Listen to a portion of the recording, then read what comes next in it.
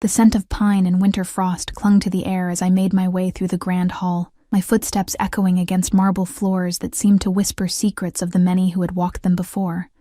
Tonight marked the winter solstice gathering, where pack leaders from across the territories converged to renew alliances and settle disputes. For ordinary wolves, it was an honor to merely serve at such events. For me, it was a reminder of everything I could never be. "Eleanor, the chalices need polishing again." Madame Winters didn't look up as she passed. Her voice clipped with the efficiency of someone who had organized royal gatherings for decades. Her gray-streaked hair was pulled back so tightly it seemed to stretch her already severe features. "And for the God's sake, do something about that hair. It's falling everywhere." I tucked a pale blonde strand behind my ear, feeling the familiar heat of shame creep up my neck. My hair had always been problematic. Too fine, too light, too noticeable among the dark-haired dominants who filled the upper echelons of pack hierarchy.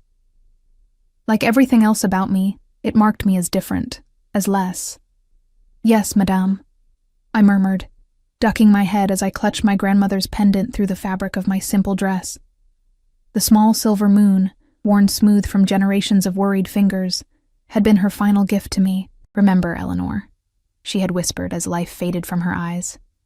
"Sometimes what appears to be our greatest weakness is actually our greatest strength. Promise me you'll remember that when the time comes." I hadn't understood her words then. 5 years later, at 23, I still didn't. The sound of approaching footsteps, heavy, purposeful, dominant, made me shrink instinctively against the wall. Pack instinct ran deep, especially for someone like me, born without the ability to shift. A genetic anomaly, a half-wolf, someone who could sense the power of others but never access her own. I kept my eyes lowered as several elite guards strode past, their ceremonial armor gleaming in the candlelight. They were the king's personal sentinels, which meant only one thing. King Dominic had arrived. I risked a glance up just as the final guard passed, and my heart stuttered in my chest. Through the gap in the procession, across the bustling great hall, I caught a glimpse of him. The Alpha King himself stood tall, amidst a circle of dignitaries, his broad shoulders and commanding presence drawing every eye in the room. His dark hair was swept back from a face that seemed carved from granite, all sharp angles and uncompromising lines. Even from a distance, I could feel the weight of his power pressing against my skin like a physical force. A woman draped in crimson silk laughed beside him, her hand resting possessively on his forearm. Lady Vivian of the Eastern Territories. Rumors of their impending mating announcement had circulated for weeks. She was everything a queen should be, powerful, politically connected, fertile, everything I was not. "Staring won't make you important," a cold voice snapped beside me. I turned to find Isolde, another servant but with far more status as a full shifter. Her dark eyes glittered with malice. "Though I suppose I can't blame you. Everyone's curious about who will bear the next generation of royal pups." The casual cruelty struck deeper than she could know. "I need to polish the chalices," I mumbled, trying to step around her. She blocked my path. "You know, they say he's rejected 6 potential queens already. Too picky even for an Alpha King. But Lady Vivian..." Her smile turned predatory. "Well, let's just say the royal nursery is being prepared as we speak."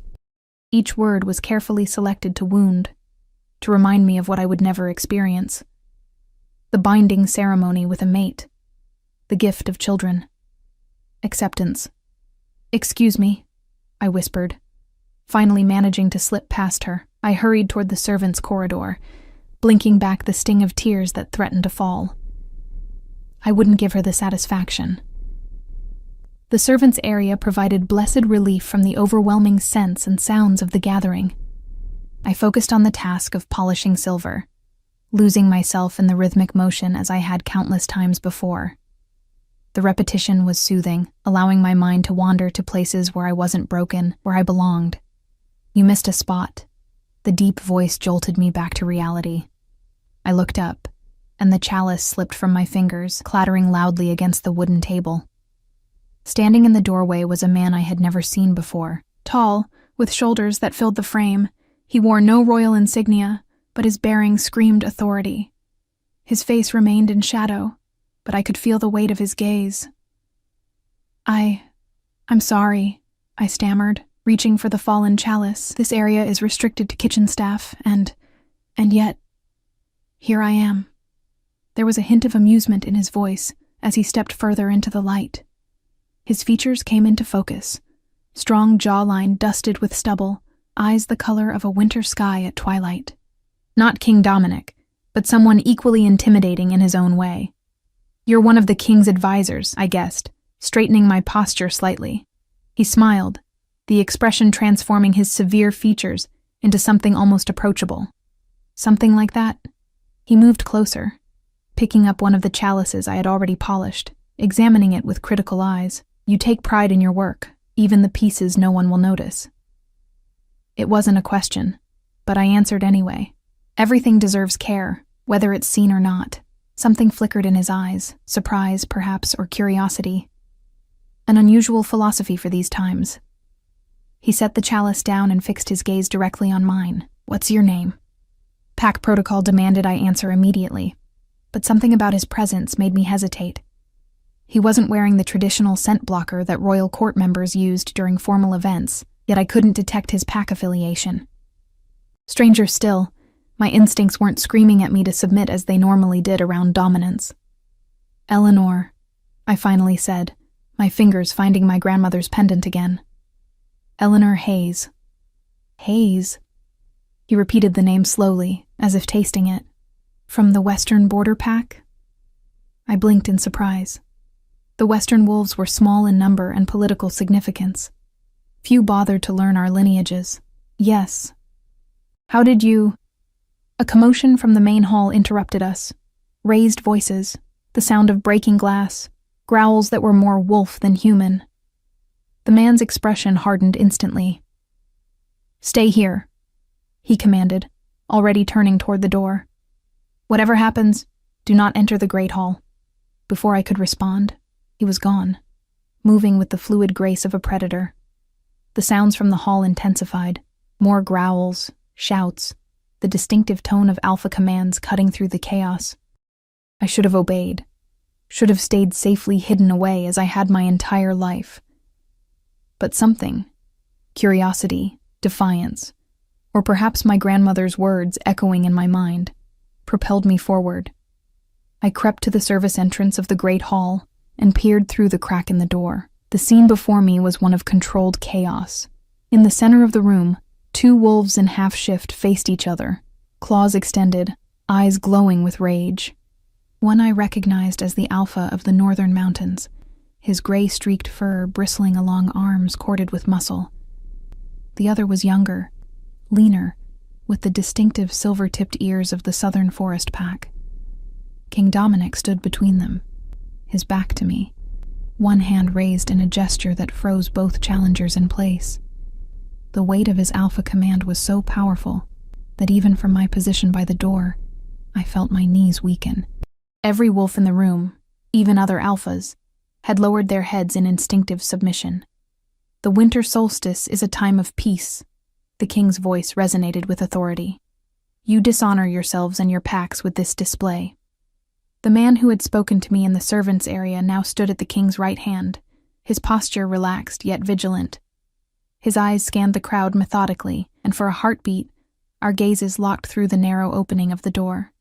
I froze, certain I would be exposed, but he gave no indication that he had seen me. The northern alpha snarled, his voice thick with the partial shift. "The southern territories have diverted the river that has watered our lands for generations. My people face drought while they hoard the resource that should be shared." "Lies," spat the southern wolf. "The river changed course naturally during the spring floods. We have simply adapted to nature's will, as wolves should." Tension crackled in the air like lightning before a storm. I could feel the energy building, the precarious balance of power threatening to collapse into violence. And then I noticed something no one else seemed to see. A third wolf slipping through the gathered crowd, his hand moving toward the weapon concealed beneath his cloak. His eyes were fixed not on either of the disputing alphas, but on the king himself. Without thinking, I pushed through the door, my voice cutting through the tense silence. "Assassin!" Everything happened at once. The hidden attacker lunged forward, blade glinting in the candlelight. The king turned, faster than seemed possible. The man from the servants' area moved like a blur, intercepting the blade with his forearm. Blood spattered across the marble floor as guards swarmed from every direction. In the chaos, no one noticed me slip back through the service door, heart hammering against my ribs like a caged bird desperate for freedom. I ran blindly through the servant corridors until I found an alcove near the kitchens, tucking myself into the shadows as I struggled to process what had just happened. I had interfered in wolf politics, something forbidden for someone of my status. Worse, I had drawn attention to myself, breaking the cardinal rule of my existence: remain invisible. Hours passed as I hid, listening to the frantic whispers of servants as news spread of the assassination attempt. The would-be killer had been captured. The king was unharmed. The territorial dispute had been temporarily forgotten in the face of this greater treachery, and they were searching for the servant girl who had shouted the warning, me.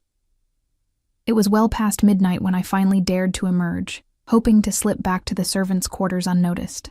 The great hall was empty now, the evidence of earlier chaos erased as if it had never happened. I moved quietly along the perimeter, keeping to the shadows. I've been waiting for you, Eleanor Hayes. I spun around, heart leaping to my throat. King Dominic stood before me, alone, without the usual entourage of guards and advisors.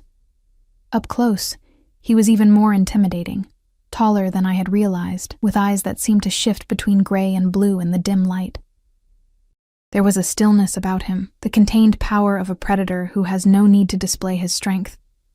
Your Majesty, I whispered, dropping immediately into a deep curtsy, eyes fixed on the floor.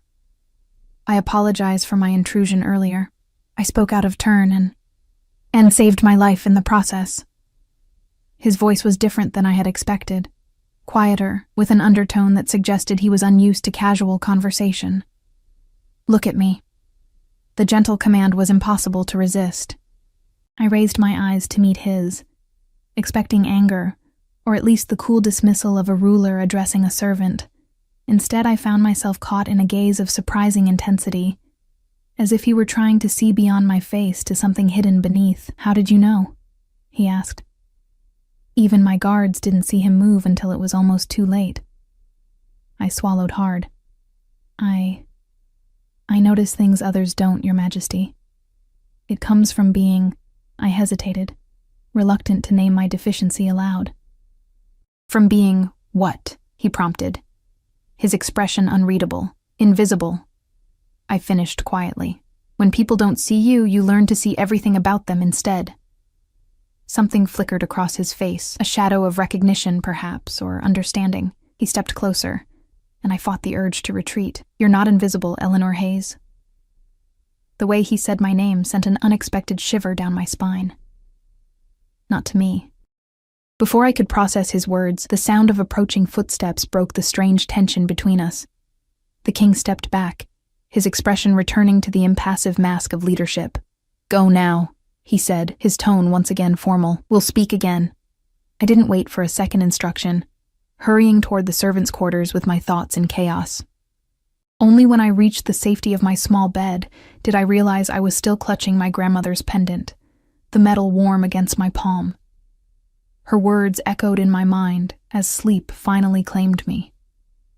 Sometimes what appears to be our greatest weakness is actually our greatest strength. I couldn't have known then how prophetic those words would prove to be, or how my life would change before the winter solstice moon completed its cycle in the sky. Morning arrived with the harsh intrusion of Madam Winter's voice, cutting through the thin veil of sleep that had finally claimed me mere hours before. Eleanor! Up now! The king has requested a special attendant for his morning meal, and apparently you're to be it. The confusion and suspicion in her tone were impossible to miss. I bolted upright, my heart hammering. The king asked for me specifically? By name, she confirmed, narrowing her eyes. What exactly happened last night? There are whispers about a servant who spotted an assassin. I was just in the right place, I murmured, sliding from the narrow bed and reaching for my cleanest dress. a plain gray garment that had once been black, before too many washings leached the color away. Madame Winters watched me with an expression caught between curiosity and wariness. "Well, whatever you did, tread carefully. Royal attention is rarely a blessing for our kind." She handed me a folded bundle of fabric. "Wear this instead, and for heaven's sake, braid your hair properly." The bundle contained a new servant's dress, the fabric finer than any I had worn before, with subtle silver embroidery at the cuffs. The uniform reserved for those who served the royal family directly. My fingers trembled as I dressed and braided my pale hair into a tight coil. Every instinct warned me that I was stepping into dangerous territory. Servants who attracted notice seldom remained in the shadows where it was safe. The royal dining chamber was located in the eastern wing of the palace, where morning light streamed through tall windows, illuminating intricate tapestries depicting the history of the wolf packs. Guards flanked the massive oak doors, their expressions impassive as I approached. "I was summoned," I said softly, my grandmother's pendant a reassuring weight against my collarbone. "Eleanor Hayes." To my surprise, they nodded immediately and stepped aside. "You're expected." The dining chamber was smaller than I had imagined, intimate almost, with a table that could seat 12, but was currently arranged for only 3. King Dominic sat at the head, studying documents spread before him. To his right sat the man from the servants' area, the one who had intercepted the assassin's blade. His forearm was bandaged, though he showed no sign of discomfort. Both men looked up as I entered, and I immediately dropped into a curtsy. "Your Majesty, my lord." "Eleanor," the king acknowledged, gesturing to a side table laden with serving dishes. "Please, attend us." I moved toward the table, intensely aware of their eyes following my movements. The familiar task of serving food provided a small comfort as I focused on pouring tea and arranging bread and fruits on their plates. "How is your arm, Gabriel?" the king asked, breaking the silence. Gabriel. So that was his name. He flexed his bandaged forearm with a slight grimace. "Healing. The blade was coated with something. Silver extract, perhaps. It's slowing the process." My hand faltered slightly as I placed a bowl of berries before him. Silver extract was deadly to werewolves in large doses, interfering with their natural healing abilities. I had seen its effects once when a hunter had wounded one of our pack's scouts. The memory of the wolf's agonizing recovery made my stomach tighten. "The healers did what they could," Gabriel continued, his tone dismissive. "I'll be fine by tomorrow." I couldn't stop myself. "Chamomile steeped with honey and wolf's bane counteracts silver poisoning," I said quietly, then immediately bit my lip, horrified by my boldness. Both men turned to me with identical expressions of surprise. "How would you know that?" Gabriel asked, his blue eyes narrowing. "My grandmother was our pack's healer before she died." I kept my gaze lowered. I helped her prepare remedies. The king studied me with that same penetrating gaze from the previous night. "You're full of surprises, Eleanor Hayes." He nodded toward a chair beside Gabriel. "Sit, join us." I froze, certain I had misheard. "Your Majesty, I couldn't possibly." "You can and you will," he interrupted, his tone gentle but allowing no argument. "Consider it my thanks for your warning last night." Reluctantly, I perched on the edge of the indicated chair, my back rigid with tension. No servant sat at the king's table. It simply wasn't done. "Tell me about your pack," the king said, pushing a plate of pastries toward me. "The western borders have always been something of a mystery to the central territories." I hesitated, wondering what information he sought. "There's little to tell, Your Majesty. We're small, mostly farmers and crafters. We keep to ourselves. And yet you're here, serving in the royal palace, far from home." His tone was conversational, but I sensed the careful assessment beneath. "My pack has little use for those who can't shift," I admitted, the words bitter on my tongue. "I was sent here 5 years ago when it became clear I would never—" I trailed off, heat rising to my cheeks. "Never become a full wolf," Gabriel finished for me, his expression thoughtful rather than pitying. "Yet you carry wolf blood. I can sense it." "Half-blood," I corrected, the term an echo of countless taunts. Enough to sense pack dynamics and feel the pull of the moon, but never enough to answer its call. The king exchanged a glance with Gabriel, some silent communication passing between them. And yet, he said slowly, you noticed what a room full of alpha wolves missed last night. I shrugged slightly, uncomfortable with his focus. As I said, when you're invisible, you notice things. About that. Gabriel leaned forward, wincing slightly as the movement pulled at his wound. The assassin has been interrogated. He was acting on orders from someone within the Northern Pack, though he claims not to know who. The king's expression darkened. The territorial dispute was a distraction then. It appears so, Gabriel agreed, but it raises more questions than it answers. How did he know you would intervene personally? Why attempt it in a room full of witnesses? Perhaps they wanted it to look like the Southern Alpha was responsible, I suggested, then immediately regretted speaking as both men turned to me again. To my surprise, the king nodded slowly. Plausible. It would have thrown the packs into chaos if I had fallen by what appeared to be Southern treachery. We need to know who's behind this, Gabriel said grimly. The winter gathering continues for 6 more days, plenty of time for another attempt. The king's gaze returned to me, contemplative. Which brings me to why I summoned you this morning, Eleanor. I have a proposition. My throat went dry. Your Majesty? You have a gift for observation. You see what others miss because they overlook you. He set down his teacup with deliberate precision. I want you to be my eyes and ears among the servants and guests. Report to Gabriel anything unusual you notice. I stared at him in disbelief. You want me to spy for you? I want you to help prevent another assassination attempt, he corrected. In return, I'm prepared to offer you a permanent position in the royal household, with rank and privileges befitting someone of your unique talents. The offer was more generous than anything I could have hoped for, a chance to escape the perpetual limbo of being a half-blood servant. Yet unease curled through me. Why me? You have guards, advisors, who are all known to be loyal to me, the king pointed out. The plotters will be careful around them, but a servant? A half-blood who couldn't possibly pose a threat? His smile held no warmth.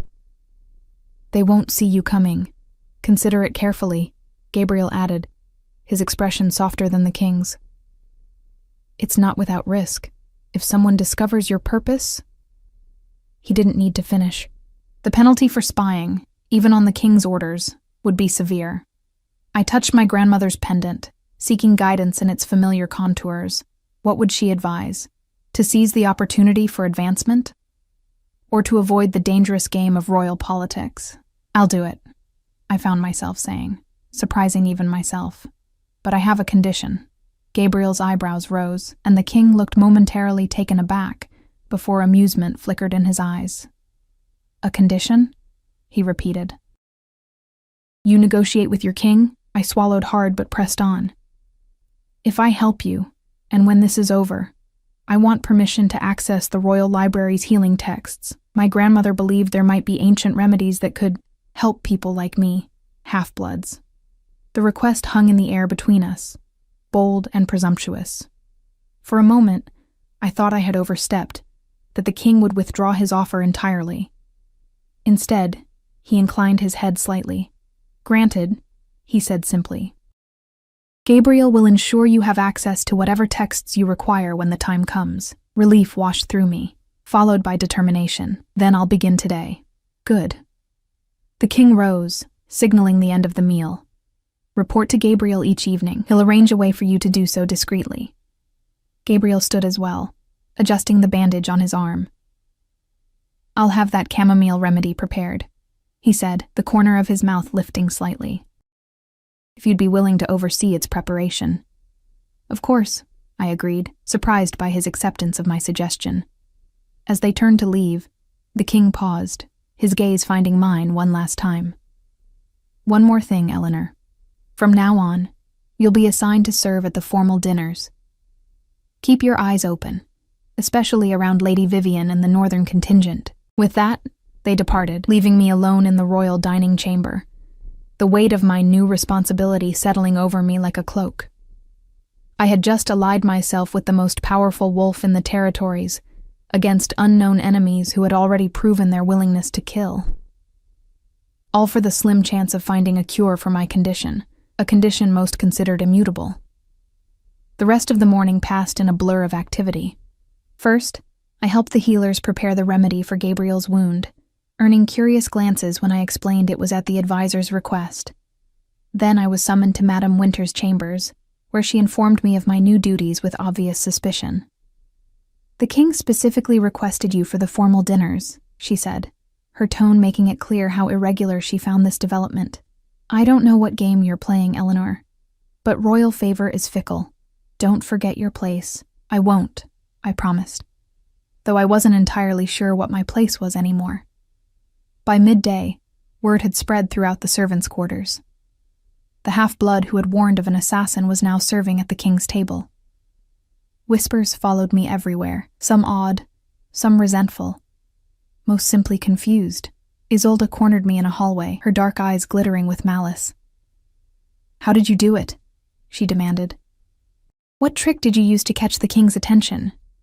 "There was no trick," I replied evenly, surprised by my own calm. "I simply saw something others missed." She stepped closer, lowering her voice. "Lady Vivian is furious. She thinks the king is keeping you as a distraction." The implication was clear in her smirk. The suggestion was so absurd I almost laughed. The king needed an attendant he could trust after someone tried to kill him. Nothing more. "We'll see," she murmured. "Just remember, half-blood. When wolves fight for dominance, it's the smaller creatures who get trampled." Her warning followed me as I prepared for the evening's formal dinner. As I dressed in my new uniform, I couldn't shake the feeling that I had stepped onto a battlefield without armor or weapons. My only protection would be my ability to remain unnoticed while noticing everything, a contradiction that made my head spin.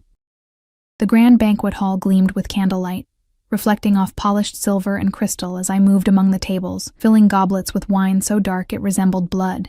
Unlike the previous night's chaos, tonight's dinner was a carefully orchestrated display of power and diplomacy. 40 of the most influential wolves in the territories sat at tables arranged in a hierarchical pattern around the king's elevated dais. King Dominic presided over the gathering with the easy confidence of absolute authority. To his right sat Lady Vivian, resplendent in a gown of midnight blue that emphasized her striking beauty. Gabriel occupied the position to the king's left, a placement that spoke volumes about his status, though he wore no insignia of rank or office. I kept my movements efficient and my expression neutral as I served, while my senses remained hyper-alert to the undercurrents of tension flowing through the room. The Northern Alpha, Henrik, watched the king with barely concealed resentment, his massive hands clenching periodically around his cutlery. The Southern Alpha, Darius, maintained a careful distance from his northern rival, surrounded by his inner circle of advisors, who spoke in hushed tones. "More wine, my lord?" I asked softly as I approached Gabriel, using the service as an opportunity to murmur. "The Northern Alpha's second-in-command keeps leaving the hall at regular intervals." Gabriel gave an almost imperceptible nod, his eyes never leaving the room as he extended his goblet. "And returning to report to whom?" "A woman at the far table, Eastern Territory by her accent, but seated with the Northern contingent," I poured with practiced precision. "They're being careful, but she touches her left earring each time he returns." "Good," he murmured. "Continue." I moved on, circling the room with deliberate casualness. Lady Vivian's melodic laugh drew my attention to the head table, where she leaned close to the king, her hand resting intimately on his forearm. The gesture seemed calculated for its audience, a public claiming that made my skin prickle with inexplicable irritation. "You're staring again," Isolde hissed as she passed with a tray of delicacies. "Careful, or people will start wondering why a half-blood servant is so interested in the king's affairs." I schooled my features and returned to my task, circulating with a wine. As I approached the Southern Alpha's table, I caught fragments of conversation. "Cannot continue as it has been," one advisor was saying. "The drought has weakened us considerably." Darius silenced him with a sharp gesture as I drew near. "We discuss internal matters privately," he snapped, his golden eyes flashing with warning. "My apologies, Alpha," I murmured, lowering my gaze appropriately as I filled their goblets. "At least the servants here know their place," he commented to his companions. dismissing me entirely from his awareness as I completed my task and withdrew. I continued my circuit of the room, gathering scraps of information with each interaction. The Eastern Pact's trade minister complained quietly about new taxes on the mountain passes. A Western beta whispered about strange disappearances along the border forests. 2 Southern guards exchanged tense words about increased patrols.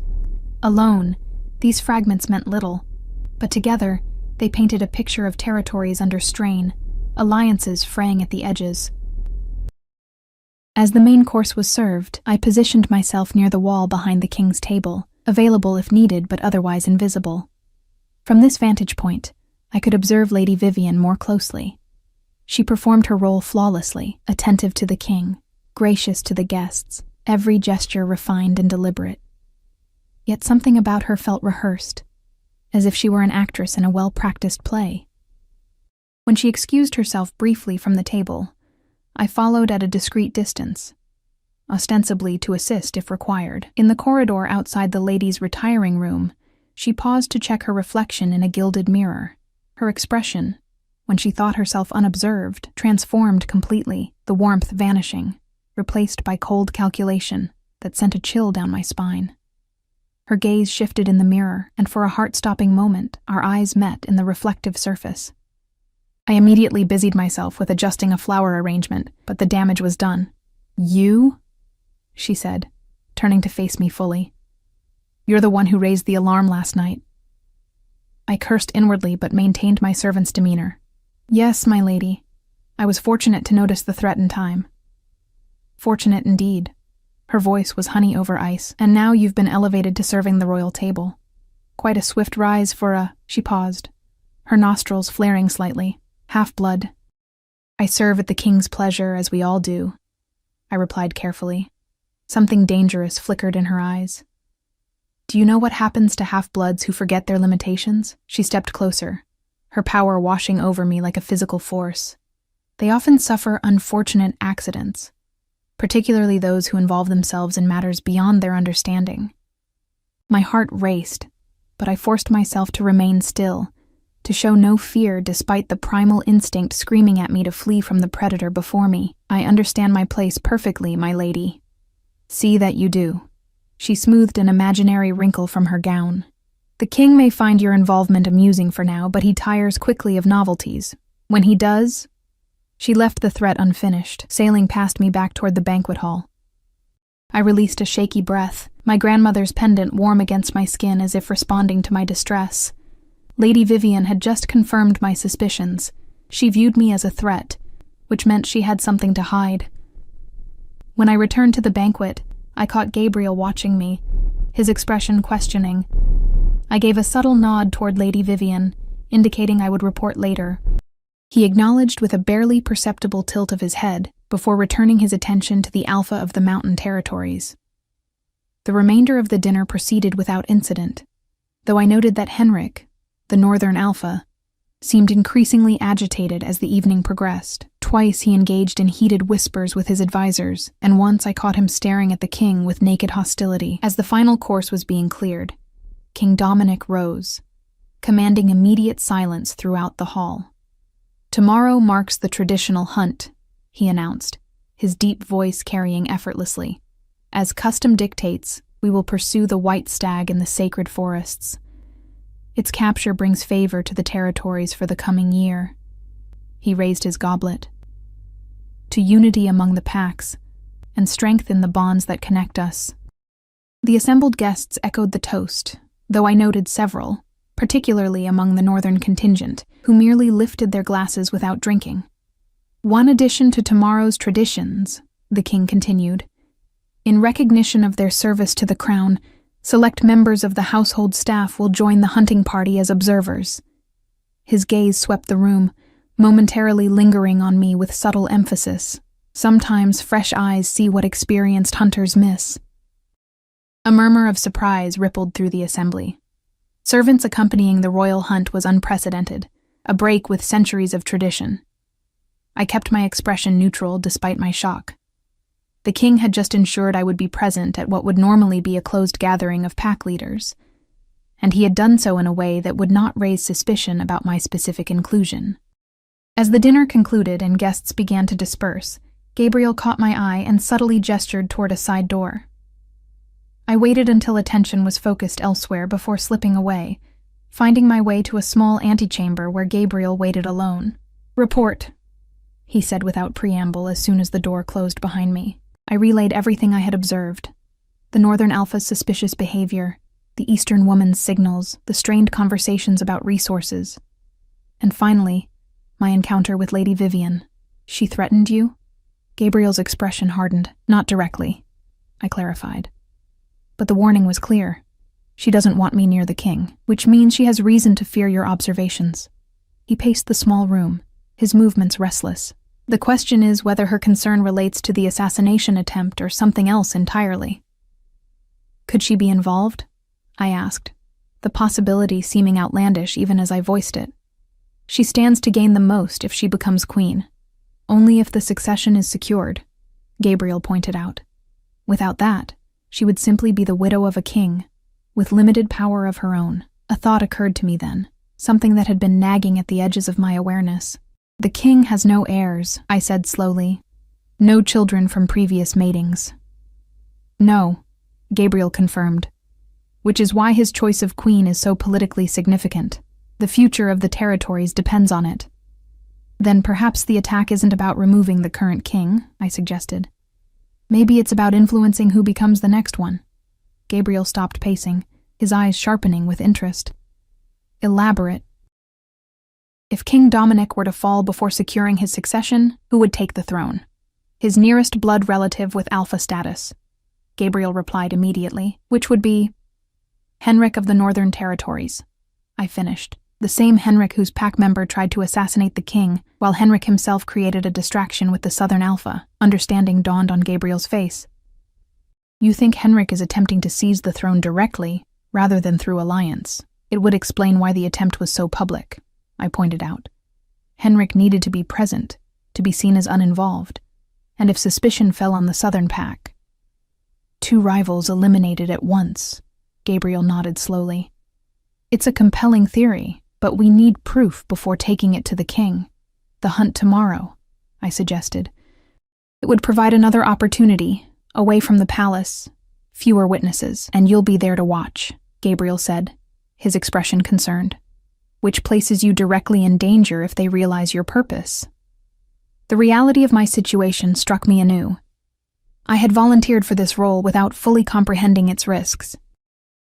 Now I would be venturing into the forest with wolves who killed their own kind for power, and I, unable to shift, unable to defend myself, would be attempting to thwart them. Gabriel must have read the fear in my expression. "You can withdraw," he said quietly. "The king would understand. He never intended to place you in direct danger." The offer was tempting. I could return to my safe invisibility, to polishing silver and folding linens, away from deadly politics and the piercing gazes of alphas, yet something within me rebelled at the thought. "My grandmother used to say that courage isn't about being fearless," I said, touching the pendant at my throat. "It's about being terrified and moving forward anyway." I straightened my shoulders. "I'll continue as planned." A smile ghosted across Gabriel's face, transforming his stern features. "Your grandmother sounds like a wise woman." She was. The memory of her brought both comfort and renewed determination. She also taught me to prepare for the worst while hoping for the best. "Is there anything specific I should watch for tomorrow?" Gabriel considered for a moment. "Pay attention to who rides near the king, particularly if Henrik or his people attempt to separate him from the main group. And be wary of Lady Vivian. Her interest in you suggests she has her own agenda." "And what of you?" I asked. "Will you be participating in the hunt?" "I'll be at the king's side," he assured me. "Though I'd prefer you stay close to us as well. I suspect you'll observe more if you maintain some distance." As our meeting concluded and I prepared to leave, Gabriel caught my arm gently. "One more thing, Eleanor. The remedy you suggested, it worked. The pain is gone, and the wound is healing properly." The simple acknowledgement warmed me more than it should have. "I'm glad," I said, oddly flustered by the intensity of his gaze. "It seems there's much the royal court could learn from a half-blood healer's granddaughter," he said softly before releasing me. "Rest well. Tomorrow will test us all." I returned to the servants' quarters through back corridors, my mind racing with all I had learned and suspected. Sleep seemed impossible, yet I knew I would need all my strength for the challenges ahead. In my narrow bed, I clutched my grandmother's pendant, seeking courage in its familiar contours. "Help me be strong," I whispered to her memory. "Help me find my place in this world of wolves." As I drifted toward uneasy sleep, my last coherent thought was of the king's penetrating gaze and Gabriel's unexpected smile. Two powerful wolves who had somehow seen value in me when all others saw only weakness. Tomorrow would reveal whether their faith was justified or whether I had overestimated my ability to navigate the dangerous currents of pack politics. Either way, I knew with bone-deep certainty that I would emerge from the sacred hunt changed. For better or worse remained to be seen. Dawn broke crisp and clear, the forest beyond the palace walls shrouded in mist that glowed golden as sunlight filtered through ancient trees. I stood in the courtyard among a handful of selected servants, all of us dressed in practical riding clothes, rather than our usual uniforms, another departure from tradition that had the other staff whispering in confusion. "Remember your place," Madame Winters had instructed us sternly before we left the servants' quarters. "You are observers only, not participants. Keep your distance from the alphas during the hunt. Speak only when spoken to, and above all, do not interfere with the ritual." Sound advice for ordinary servants. Less helpful for someone tasked with watching for potential assassins. The hunting party assembled gradually, powerful alphas and their chosen companions arriving on horseback rather than in shifted form. The sacred hunt was one of the few occasions when wolves chose to pursue prey as humans, an ancient tradition honoring the time before the first shift, when our ancestors hunted with cunning rather than supernatural strength. King Dominic appeared last, riding a massive black stallion that pranced nervously beneath him, sensing the predator on its back. The king wore no crown today, just practical leather hunting attire, though the royal insignia was embroidered subtly on his collar. Gabriel rode at his side on a dappled gray horse, his expression alert as he scanned the assembled party. Lady Vivian approached the king immediately, her chestnut mare sidling close to his stallion. She wore a riding habit of deep forest green, her dark hair braided elaborately away from her face. Even in practical attire, she managed to appear regal, commanding attention without effort. "A beautiful day for a hunt, Your Majesty," she said, her voice carrying clearly across the courtyard. "The white stag will not elude us this year." "The stag is not meant to be caught easily," the king replied, his tone measured. "Its evasion reminds us of the virtue of patience." Henrik of the Northern Territories snorted audibly. "Patience is a luxury for those with full granaries, my king. Some territories face more urgent concerns." Tension rippled through the gathering. Even in the context of a ceremonial hunt, the challenge in Henrik's words was unmistakable. The king merely inclined his head slightly. "Then, let us not delay further. The hunt begins at the sacred clearing." A servant approached me, leading a small bay mare. "For you, miss," he said, helping me mount with a puzzled expression. Clearly, he wondered why a half-blood servant rated a horse of her own, rather than riding double with another staff member. I settled into the saddle, grateful for the riding lessons my grandmother had insisted upon in my childhood. "A wolf who cannot shift must still keep pace with the pack," she had said. At the time, I had resented the reminder of my deficiency. Now I was thankful for her foresight. The hunting party moved out in formation, the king and his closest advisors at the front, other alphas and their seconds following in order of rank, with servants and observers bringing up the rear. I kept my head down, playing the role of the humble servant while watching everything from beneath lowered lashes. Gabriel dropped back briefly as we entered the forest path, his horse falling in beside mine. "Stay alert," he murmured, his voice pitched for my ears only. "Henrik's hunters know these forests well." "I will," I promised, noting how the northern alpha had positioned his riders strategically throughout the column. "Where will the king go once we reach the clearing?" "Tradition dictates he leads the first search pattern to the east, following the sunrise path," Gabriel explained. "I'll be with him. Watch for anyone who breaks formation to follow." With that cryptic warning, he urged his horse forward again, returning to his position beside the king. I remained in the rear guard, observing the dynamics of the hunting party as we traveled deeper into the ancient forest. The woods grew denser, sunlight filtering through the canopy in dappled patterns that shifted with every breeze. These were old-growth forests, protected by pack law since time immemorial, home to creatures both mundane and mystical. The white stag was said to be the most elusive of all, appearing only to those worthy of its wisdom. After nearly an hour's ride, we emerged into a perfect circular clearing, unnaturally round in a way that spoke of ancient magic rather than natural formation. At its center stood a stone altar, weathered by centuries of elements, but still bearing the carved symbols of the original wolf packs. The king dismounted first, approaching the altar with the reverence tradition demanded. The other alphas followed, forming a semicircle while their seconds held the horses. We servants remained at the clearing's edge, watching the ritual unfold. King Dominic placed his hands upon the ancient stone, head bowed in silent communion.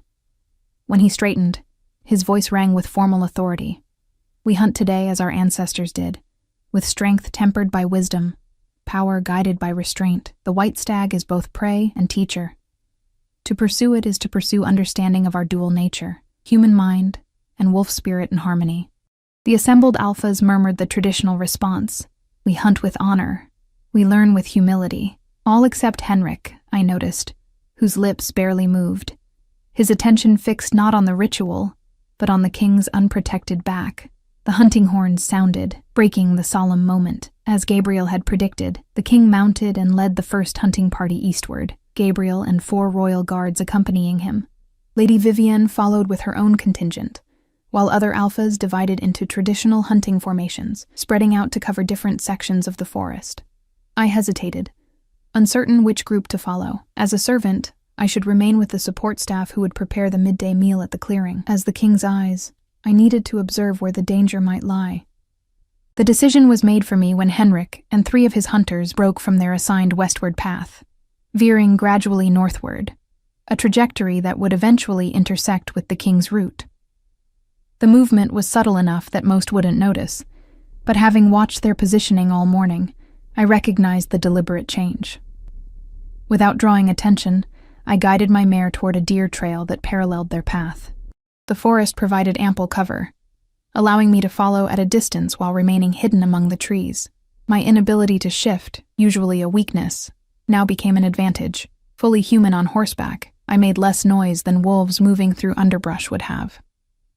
I tracked Henrik's party for nearly 20 minutes, staying downwind and moving carefully. They maintained a steady pace until they reached a second, smaller clearing where a stream cut through the forest floor. There, they dismounted and gathered in a tight circle, speaking in low, urgent tones. I tethered my mare to a tree and crept closer on foot, grateful for the soft forest loam that muffled my footsteps. Behind a fallen log covered in moss, I found a position close enough to hear their conversation. "Taking too long," one of Henrik's hunters was saying, his voice tense. "The king is moving deeper into the eastern quadrant. Patience," Henrik counseled, though his own expression belied the word. "Tobias knows his task. He will separate the advisor and create the opportunity we need." "And if he fails as Caden did at the banquet?" Henrik's face hardened.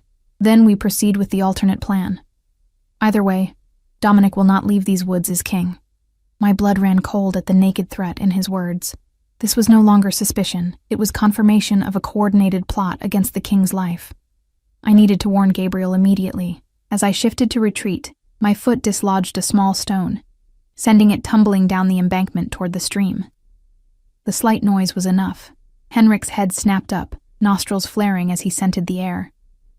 "Someone's watching," he growled, eyes flashing with the partial shift. "There." I abandoned stealth for speed, running back to my mare as sounds of pursuit crashed through the underbrush behind me. My hands shook as I untied the reins, adrenaline making my movements clumsy. I had just managed to mount when Henrik burst through the trees in half-shift form, his face contorted with rage. "The half-blood spy," he snarled, recognition flaring in his eyes. "Stop her!" My mare reared in terror at the predator before her. I clung desperately to her mane as she bolted, crashing through the forest with the blind panic of prey. Behind us, Henrik's hunters gave chase, their pursuit temporarily slowed by the need to secure their own frightened horses. I gave the mare her head, trusting her instinct to flee danger while I focused on staying mounted. Branches whipped past, scratching my face and arms as we careened through the trees. I had no idea which direction we were heading. My only thought was to put distance between myself and Henrik's hunters until I could find the king's party. The mare stumbled as we crossed a shallow stream, nearly sending me over her neck. I somehow maintained my seat, urging her up the opposite bank and into denser woods where our trail would be harder to follow. The sounds of pursuit faded gradually, though I knew better than to believe I had truly escaped. Wolf hunters would track me by scent once they shifted fully. My only hope was to reach the king before they reached me. After what felt like hours but was likely only minutes, I glimpsed movement through the trees ahead. Riders in royal colors. Relief flooded through me as I recognized Gabriel's distinctive gray mount among them. "Help!" I called, my voice cracking with urgency. "The king is in danger!" The hunting party wheeled toward me, Gabriel breaking from the group to intercept my panicked mare. He caught her bridle, bringing her to a shuddering halt as I nearly collapsed from the saddle into his arms. "Henrik," I gasped, struggling to catch my breath. "Conspiracy. Separating you from the king. Someone named Tobias." Understanding flashed in Gabriel's eyes immediately. "The king's ceremonial guard," he said grimly. "Where is Dominic now?" I looked around in confusion, only then realizing the king wasn't with the party I'd encountered. "I thought he was with you." Gabriel's expression turned to one of controlled alarm. "We separated 10 minutes ago when we found stag tracks leading in different directions." He took Tobias and 2 others to follow the more promising trail. He steadied me with one hand, while signaling to the remaining guards with the other. "Which way did you see Henrik heading?" "Northeast," I said, trying to orient myself in the unfamiliar forest. "Following a stream that cuts through a small clearing. The sacred pool," one of the guards supplied. "It's a natural bottleneck in the forest. If they wanted to set an ambush," Gabriel didn't wait to hear more. "Take 4 men and head directly to the sacred pool," he ordered the guard captain. "The rest of you, spread out and converge on the king's last known position." His gaze returned to me. "You're coming with me. You've seen their faces. You'll recognize them if they've changed their appearance." I didn't argue as he pulled me up behind him on his horse. Abandoning my exhausted mare to the care of one of the guards, we set off at a gallop, following a path only Gabriel seemed able to see through the dense forest. "The king suspected Henrik," I said against Gabriel's back as we rode. "Why would he separate from you and go with Tobias?" "Because Tobias has been his personal guard for 15 years, Gabriel replied grimly. "Some betrayals are impossible to imagine until they happen." We emerged from the trees onto a ridgeline that offered a view of the rolling forest below. Gabriel reined in his horse, scanning the landscape with fierce concentration. "There," he said suddenly, pointing to a flash of movement near a rocky outcropping. "Royal colors, moving fast." Before I could respond, the distant crack of a gunshot echoed through the forest. Birds erupted from the canopy in startled flight, the unnatural sound reverberating across the peaceful woodland. "Firearms are forbidden in the sacred hunt," I whispered, horror dawning as the implications became clear. "They've abandoned pretense," Gabriel said, his voice tight as he urged his horse down the steep hillside at a dangerous pace. "They mean to make their move now." We rode hard toward the source of the gunshot, Gabriel pushing his mount to its limits. As we approached the rocky outcropping, 2 more shots rang out in quick succession, followed by the unmistakable sounds of combat. Growls, shouts, the crash of bodies breaking through underbrush. Gabriel pulled up sharply as we reached a narrow ravine. Below us, a scene of chaos unfolded. The king fought in half-shifted form against 3 attackers, his movements a blur of lethal precision. One attacker already lay motionless on the forest floor. Tobias stood to the side, a smoking pistol in his hand, taking careful aim at the king's back while he was engaged with the others. Without hesitation, Gabriel leapt from the horse, shifting in midair into a massive silver-gray wolf. He landed on Tobias just as the traitor fired again, the bullet going wild as both figures crashed to the ground in a snarling tangle of fur and flesh. Left alone on the skittish horse, I clutched the saddle pommel, watching in horror as the forest floor below became a battlefield. The king dispatched one attacker with a savage blow that left the man crumpled against the rocks. The third attacker, seeing his companions fallen, turned to flee directly toward my position. He locked eyes with me, recognition and fury transforming his features. "You," he growled, changing direction to scramble up the ravine toward me. "This is your doing, half-blood bitch." Panic froze me for a crucial moment. I had no weapons, no ability to shift, no fighting skills to match a born wolf. As he neared the top of the ravine, I did the only thing I could. I drove my heels into the horse's flanks, charging directly at my attacker.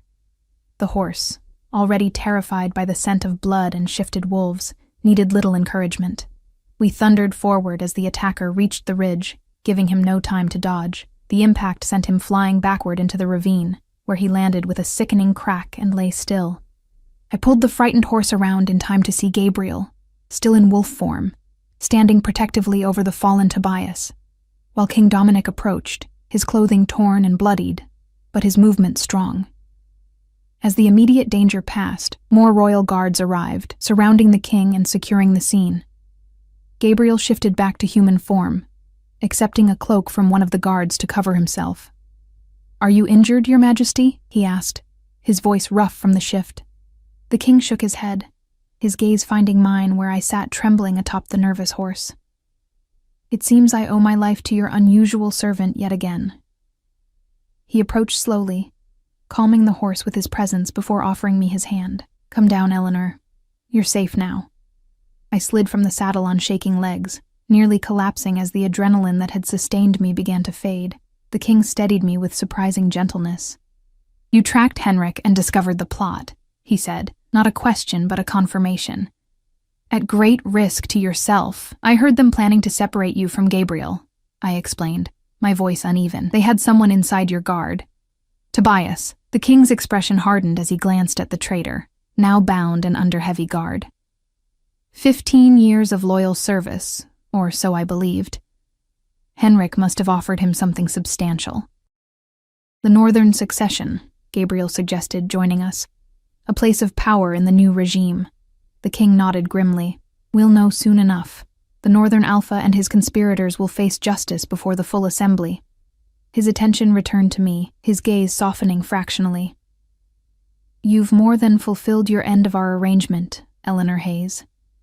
I touched my grandmother's pendant, drawing strength from its familiar presence. "The royal library access you promised." A smile ghosted across his severe features. "Of course, a king honors his word, particularly to those who save his life." He glanced at Gabriel. "See that she has everything she needs once we return to the palace." With that, he turned to consult with his guards, leaving me alone with Gabriel. "That was either the bravest or most foolish thing I've ever witnessed," Gabriel said quietly, charging a shifted wolf on horseback. "I didn't have many options," I admitted, still shaken by how close I'd come to death. "I can't shift. I can't fight like you can. Yet you found other ways to be formidable." His expression was unreadable as he studied me. "Perhaps your grandmother was right about weakness and strength being two sides of the same coin." As the royal guards organized our return to the palace, I gazed back at the peaceful forest that had so recently been a battlefield. The sacred hunt had ended with neither ceremony nor the capture of the white stag, only blood and betrayal in the ancient woods. Yet something had shifted, not just in the balance of power among the packs, but within me. For the first time in my life, I had been seen not for what I lacked, but for what I could offer. Whether that change would last beyond the immediate crisis remained to be seen. 3 days after the failed assassination attempt, the palace still hummed with tension and whispers. Henrik and his co-conspirators remained in the dungeons, awaiting formal judgment before the Assembly of Alphas. Tobias had confessed under interrogation, revealing a plot more extensive than we had initially suspected, years in the making, with sympathizers placed strategically throughout the royal household and neighboring territories. I had spent those 3 days in a strange limbo, neither servant nor noble, relieved of my regular duties but not yet reassigned. True to his word, King Dominic had granted me access to the royal library, where I lost myself among ancient texts on wolf bloodlines, healing practices, and the rare cases of half-bloods throughout pack history. On the evening of the 3rd day, as I was returning to the servants' quarters after hours in the library, a royal messenger intercepted me. "The king requests your presence in his private study," he announced, his tone betraying his confusion at delivering such a message to someone of my station. Immediately, my heart quickened as I followed him through corridors I had never been permitted to enter before, past guards who watched me with curious expressions. What could the king want with me now that the conspiracy had been uncovered? Had I somehow overstepped in my research? The messenger left me at an ornately carved door, where Gabriel waited, his expression uncharacteristically troubled. "Eleanor," he greeted me, his voice low. "Before you go in, you should know that Lady Vivian is with him." A chill ran through me at this information. Was she involved in the plot? "No," he said, shaking his head. "At least not that we've discovered. But there have been developments. The king will explain." He hesitated, then added, "Whatever happens in there, remember that you've earned his respect. That's rarer than you might imagine." With those cryptic words, he opened the door and announced me, then stepped aside to let me enter alone. The king's study was smaller than I had imagined, but exquisitely appointed. Books lined 3 walls from floor to ceiling, while the 4th featured a massive window overlooking the forests beyond the palace. King Dominic stood before this window, his back to the room, while Lady Vivian occupied an armchair near the fireplace, her posture rigid with barely contained emotion. "Eleanor Hayes," the king said without turning, "thank you for coming." I curtsied, though he couldn't see it. "Your Majesty, you summoned me." Now he turned, his expression as inscrutable as ever. "I did. There are matters we must discuss regarding your future." Lady Vivian made a small, derisive sound. "I still fail to see why this requires my presence, Dominic. Servant assignments are hardly my concern." "Patience, Vivian," he replied, his tone cooling noticeably. "All will become clear shortly." He gestured for me to take the seat opposite Lady Vivian. "Please sit." I perched nervously on the edge of the chair, acutely aware of Lady Vivian's hostile gaze. Up close, her beauty was even more striking and more artificial. Every aspect of her appearance seemed calculated for maximum effect, from the precise arrangement of her dark curls to the strategic cut of her gown. "I've been reviewing the records you've been studying in the library," the king began, moving to lean against his desk. "Fascinating research on half-blood heritage. Have you found anything of use?" The question seemed genuine rather than rhetorical. "Some, Your Majesty. There are accounts of half-bloods who developed limited shifting abilities later in life through specific rituals or training. Nothing definitive, but promising leads." He nodded, as if this confirmed something he had already suspected.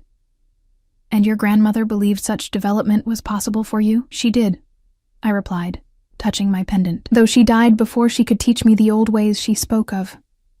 Lady Vivian sighed dramatically. Fascinating as this folklore might be, I failed to see why. "Because Eleanor's lineage is relevant to the matter at hand," the king interrupted, his voice taking on an edge of command that silenced her immediately. He returned his attention to me.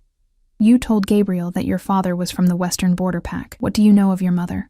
The question caught me off guard. "Very little, Your Majesty. She died when I was born. My father rarely spoke of her, except to say she was human." "Not entirely accurate," he said, moving to a cabinet where he withdrew an ancient leather-bound book. "According to the Royal Archives, your mother was Diana Collins, who served in this very palace 24 years ago."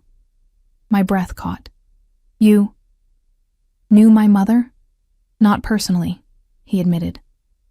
"I was still in my training years then, not yet crowned. But the records are clear.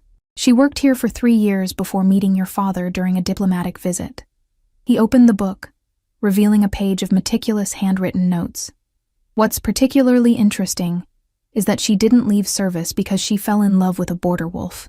She was dismissed by the previous king, my father, when certain attributes became apparent."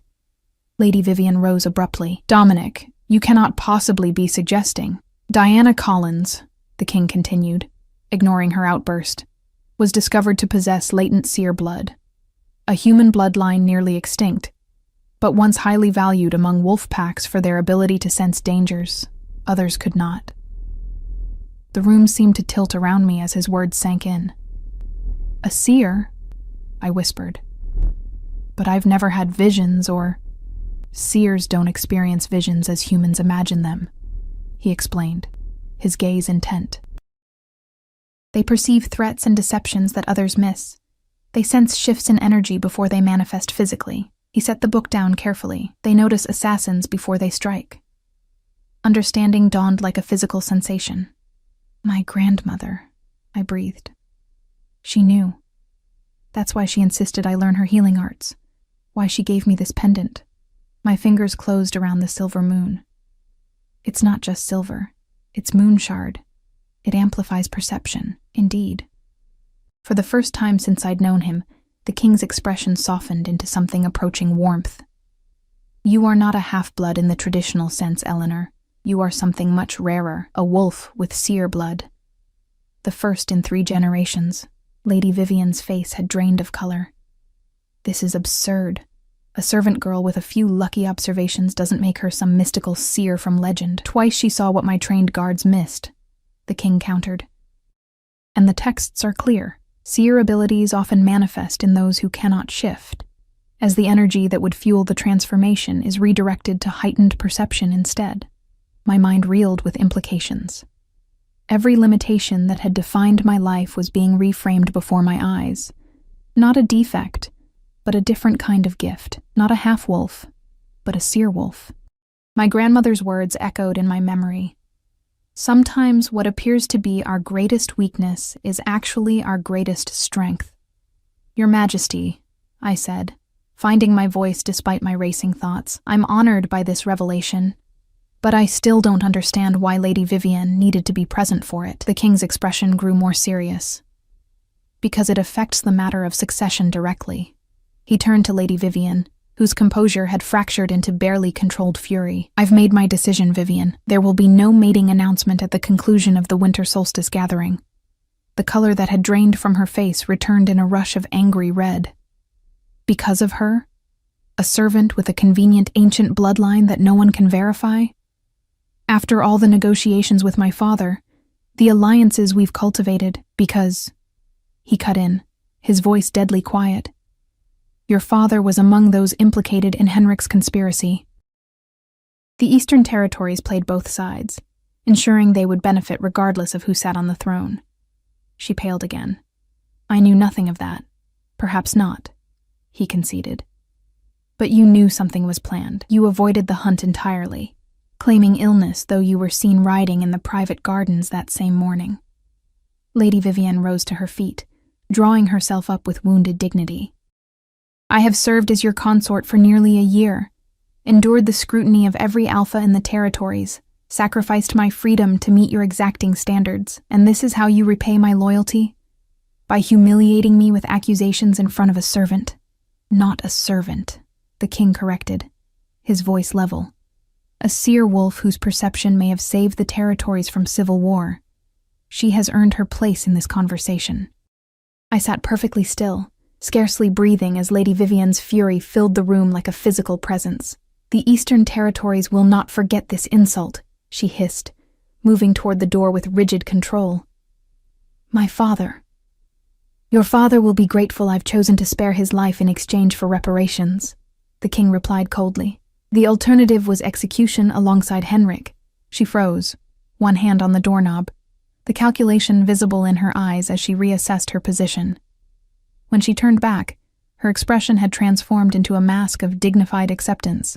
I understand, Your Majesty. Politics must take precedence over personal attachments. She managed a stiff curtsy. I shall prepare to return to the Eastern Territories immediately. Gabriel will assist with the arrangements, the king said, his tone making it clear the audience was over. With a final venomous glance in my direction, Lady Vivian swept from the room, leaving a charged silence in her wake. I exhaled shakily, overwhelmed by the confrontation I had just witnessed, and my inadvertent role in it. I'm sorry, Your Majesty. I never intended to disrupt the alliance with the Eastern Territories.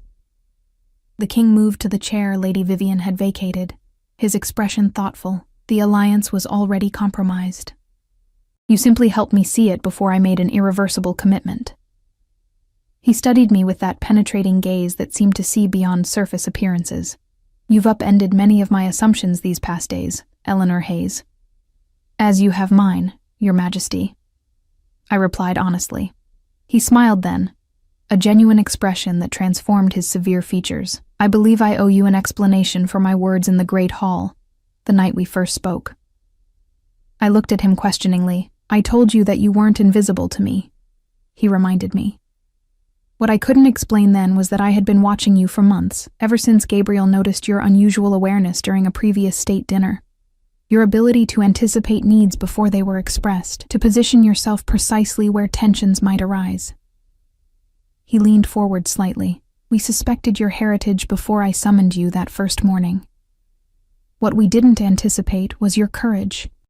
The door opened before I could respond, Gabriel entering with a deferential nod to the king. "Lady Vivian is being escorted to her chambers to pack," he reported, "and the council is assembled as you requested." "Good." The king stood. "I'll join them shortly." He turned back to me. "Eleanor, I have a final question before you go." "Yes, Your Majesty?" His expression grew solemn. "When you first came to my chambers after the assassination attempt, you said something that has stayed with me. Do you recall your words?" I thought back to that night, the adrenaline and fear making the memory hazy. "I said many things, Your Majesty." "You said, 'I can't give you an heir.'" His gaze held mine steadily. "Why would you say such a thing to your king, when no such expectation had been expressed?" Heat rushed to my face as I realized what I had revealed in that unguarded moment. A fear, a longing, an impossible dream I had scarcely acknowledged even to myself. I misspoke, Your Majesty. The stress of the evening, no," he said quietly. "You spoke a truth you perceived before I had recognized it myself." He moved closer, his presence making my heart race. "Do you know what I replied?" I shook my head, unable to form words as he reached out to touch my grandmother's pendant where it rested against my throat. I said, "I already have more than enough." His fingers brushed my skin, sending a shiver through me. "The throne has many potential heirs among my extended bloodline. What it lacks, what I have lacked, is someone who sees clearly, someone who speaks truth regardless of status or convention, someone with both the perception of a seer and the courage to act on what she sees." Gabriel cleared his throat softly from the doorway, a gentle reminder of the waiting council. The king stepped back, his expression returning to its usual reserve, though something warmer lingered in his eyes. "We will continue this conversation after the council meeting. In the meantime, Gabriel will show you to your new quarters. Your days as a servant are behind you, Eleanor Hayes. The royal court has need of a seer wolf, if you are willing to serve in that capacity." I rose, still processing the monumental shift in my circumstances. "I am willing, Your Majesty." As I followed Gabriel from the study, I felt the weight of my grandmother's pendant against my skin, not as a burden now, but as an inheritance finally understood. What had once marked me as different now revealed itself as my greatest gift, and the king who had once seemed as remote as the moon now looked at me with recognition that transcended rank or bloodline. Whatever lay ahead, whether as royal seer, king's advisor, or something yet unnamed, I would face it not as the invisible half-blood, but as Eleanor Hayes, finally whole in her own power.